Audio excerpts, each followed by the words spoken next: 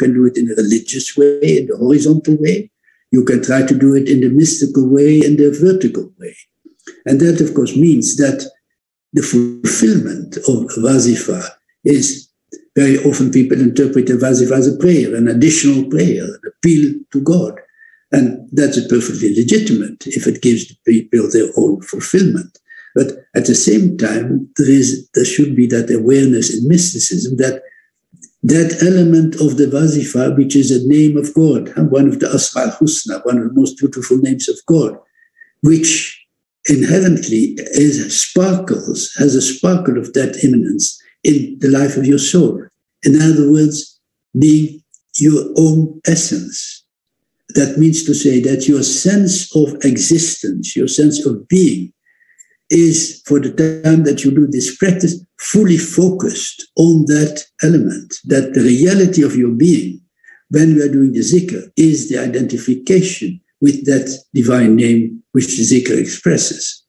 Now, of course, the divine name itself, as I always say, you've heard me say that before, is something like a wireless receiver or indeed a television set. It transmits something.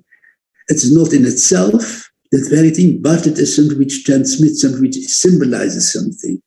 And so there you have that concept to identify with something, to become a receiver yourself, to become that wireless set yourself, the television. So you receive that which is meant to transmit. Now, that is the idea, again, of the Wazifa. Then the Zikr, which again can be done in many different ways. People do Zikr in a purely religious way to testify that there is one divine reality and no other deities or no other realities as such. But that's purely religious. When you go into mysticism, then again it is that the one existence beyond which there is ultimately no other existence but that which gives existence to everything else is that divine essence. And so that is the further step of the Zikr. Again, like every of the previous exercises as well, there are always different stages in which you can practice them. You may start as a religious stage, but go on. Don't get your feet nailed down on the religious stage on the horizontal level. Go on to the vertical level. Don't stand as Moshe Inayat says, keep standing on the one step of the staircase. A staircase is to be mounted. It's not to take a stand on it. You proceed through it.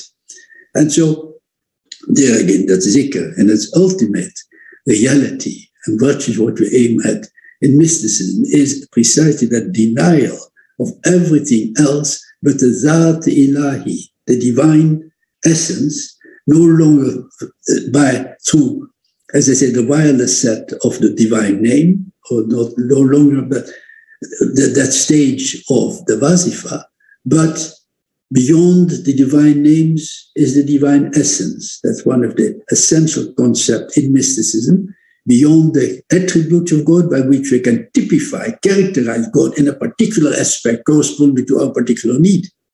Beyond that, there is that aspect of divine reality as such, beyond our needs and yet the fulfillment of all our needs.